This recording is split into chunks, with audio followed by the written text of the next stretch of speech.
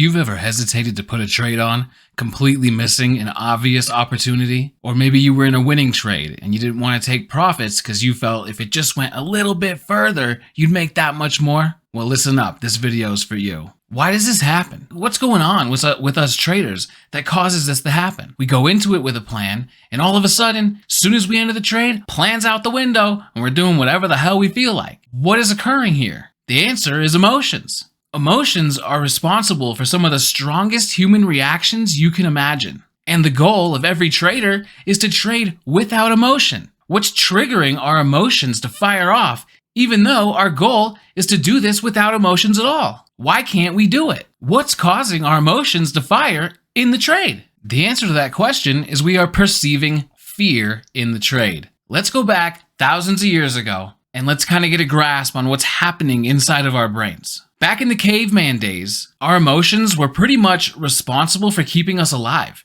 right? We didn't know anything. We didn't have some type of communication system other than like, whoo, whoo. In the very beginning, the only thing that kept us alive was our fight or flight response, which triggers our emotions and feelings to want to do something, want to act. Well, in trading, this is the enemy. This is the enemy of profitability. You don't want this to happen. Even though this was extremely useful thousands of years ago and it kept us literally alive, which is why our brains hold on to this feedback system so tightly and doesn't want to let it go. But in today's day and age, it's not like that anymore, right? We're sitting down here at a desk looking at our setup, waiting for an opportunity to show itself, and then we enter the trade, and all of a sudden, boom, fight or flight gets kicked on. Why? And once again, the answer is perceived threat. What we need to understand here is that we are perceiving something in front of us as a threat. Something that happens inside the trade all of a sudden tells us, whoa, whoa, whoa, red flag, this can really hurt us. We don't want this to happen. Whether that be your P&L going red, whether you stake your entire self-worth on your profits or loss on the day, whether you're afraid of failing as a trader, whether you think you're not going to be able to make it doing this thing that you love. All of these things are going to turn on that response. Now, what's actually happening in your brain is that the blood flow that's usually going to your frontal cortex here, which is responsible for planning, objectively thinking, all the things you need before you enter the trade that are happening perfect. But then when you enter the trade, all of a sudden you are afraid of something.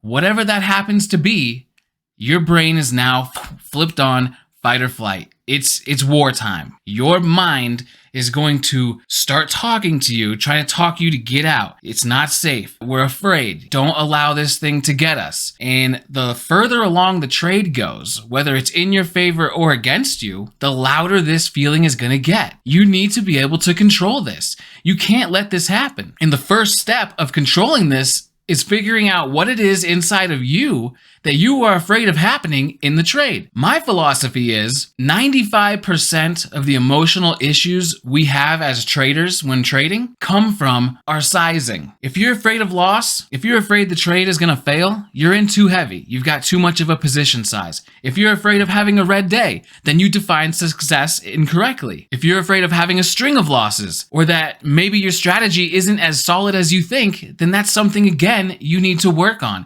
And the great news here is that these are all things we can control. We can work on ourselves. We can figure out what it is, tweak that, come back in the game, redeploy, and quantify the outcome.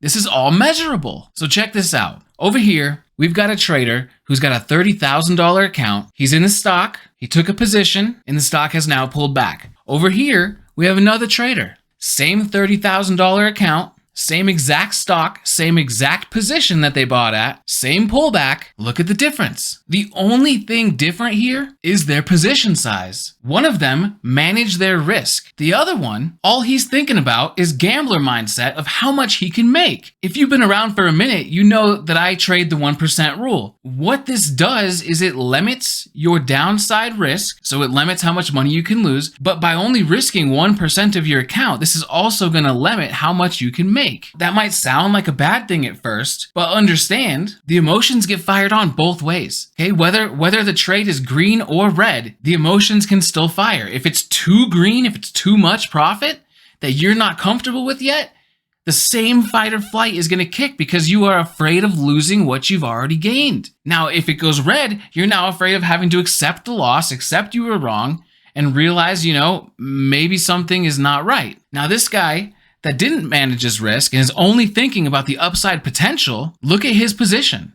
The psychological environments that these traders are trading from are so drastically different. Who do you think in this situation has a clearer mind? Who do you think is able to objectively read the chart, quantify the buyer-sell pressure, and use their frontal cortex during the trade versus who is all about the motor right now and who is reacting every 10 seconds to any move that occurs and their emotions are swinging like crazy, right? You're not going to be able to manage that. You can't let the winner run and you can't cut the loser fast enough.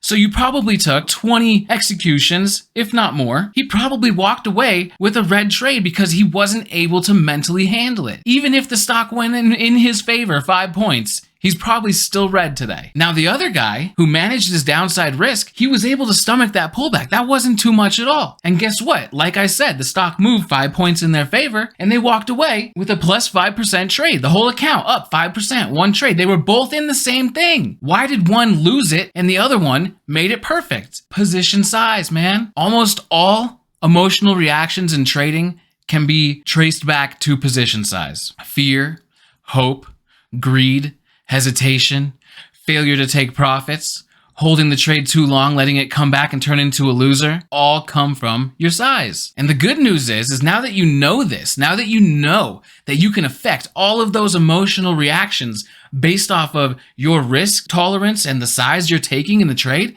you can now fix it. The two things you can do from right here is 1, figure out the amount of money that you're willing to lose per trade and times that by 10. If you're not comfortable with that, you need to reduce your per trade loss. If you'd like to figure out how to calculate position size so this doesn't happen to you anymore, watch this video over here. And if it's confidence in your strategy you're struggling with, then go ahead and watch this video over here, and it's going to teach you an exercise you can do to get over that fear. I hope I helped one of you guys today. I hope you really keep in your mind these two examples of traders of how different the situation was for them in the exact same thing going on for both of them. Only one was taking a much bigger size and it really destroyed his mindset. And if you did take anything from this video, if you learned anything at all, thumbs up, hit the subscribe. Next week, we're going to be getting into the cool stuff. I'm going to focus on trend lines and pivots. Those are like my bread and butter. I love talking about those. So if you want to catch that, hit the subscribe button, bell notifier so that you know when it goes live, and I'll see you guys next time. Peace.